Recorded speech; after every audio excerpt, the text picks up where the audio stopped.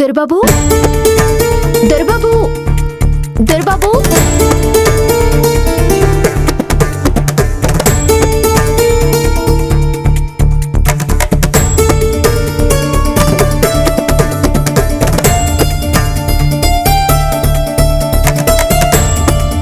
దొరబాబు కాళ్ళు నొప్పి పూర్తిగా తగ్గలేదా?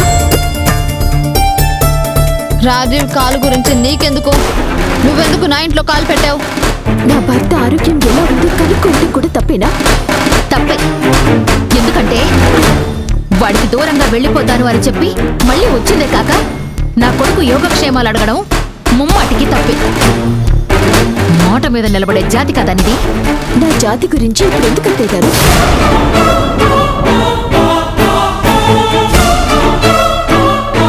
ఏ జాతి ఎలాంటిదో, ఎలాంటి నీతి మాల పని చేస్తారో త్వరలోనే తెలుస్తుంది.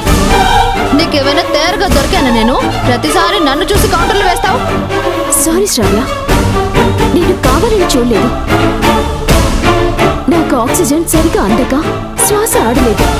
అందుకే అనుకోకుండా మెడ తిప్పాను. ఆక్సిజన్ మాస్క్ అంటుందేంటి? హాస్పిటల్లో జరిగిన దాని గురించి తెలిసిపోయిందే ఏంటి?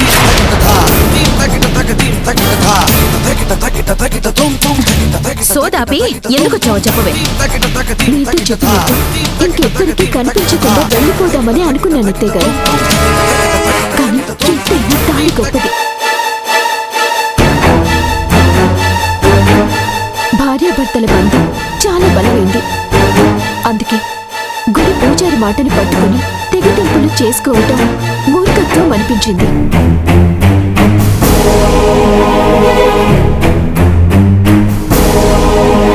అందుకే నేను వేదాలు శాస్త్రాలు తెలిసిన చాలా మంది పండితుల్ని, ప్రవచనకర్తల్ని తాళి తీసేయటం గురించి కనుక్కున్నాను.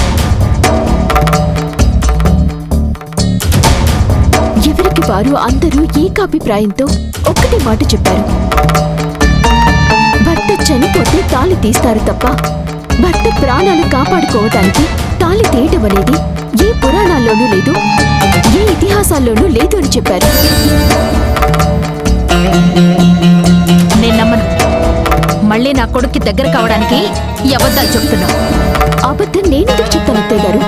కావాలంటే వాళ్ళందరినీ తీసుకొని వస్తాను, మీరే అడగండి. దొరబాబు, మీరు కూడా అడగండి. అబద్ధం నేనెందుకు చెప్తాను అత్తయ్య గారు? కావాలంటే వాళ్ళందరినీ తీసుకొని వస్తాను, మీరే అడగండి. దొరబాబు, మీరు కూడా అడగండి. ఈ కాకమ్మ కథలు నాకు చెప్పకు. ఇంకెప్పుడు ఇటువైపు రావద్దు, వెళ్ళు. దొరబాబు, నన్ను నమ్మండి, నేను చెప్పేది నిజం. నేను మీతో ఉంటే మీకేం కాదు. మరి జరిగిన యాక్సిడెంట్ అబద్ధమా? నువ్వు రాజీవ్ని చూడ్డానికి ఐసీయూలోకి వెళ్ళినప్పుడు శ్వాస అందక వాడు చావంచుల వరకు వెళ్ళాడు. మరి అది కూడా అబద్ధమా? ఆ లెక్కలు త్వరలోనే తేలుస్తాను అత్తయ్య గారు.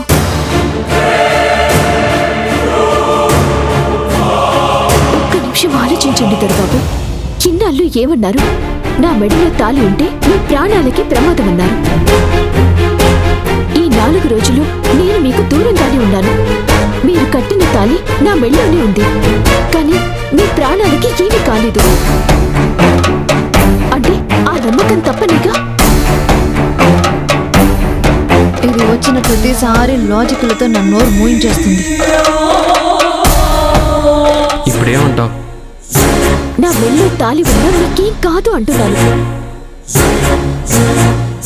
సరే, నీ మెడలో తాలుంటే నాకే ప్రాబ్లం లేదని ప్రూవ్ చేయి.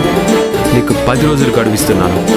ఈ 10 రోజుల్లో నాకేం కాకపోతే నువ్వు అన్నదే నమ్ముతాను. రే రాజీవ్, ఏంట్రా ఇది? అసలు దీంతో మాటలేంటి? అదంతా ఏమొద్దు. అవును రాజీవ్, మొన్న ప్రాణాపాయం నుంచి బయటపడ్డావు. ఎందుకు అనవసరమైన రిస్క్? ఇది మా ఫ్యామిలీ విషయం శ్రావ్య. మధ్యలో దూరితే చెంప పగులుతుంది. ఏయ్, నా ఇంటికొచ్చి నన్నే కొడతావా నువ్వు? తప్పు చేస్తే ఎక్కడికైనా వచ్చి కొడతాను.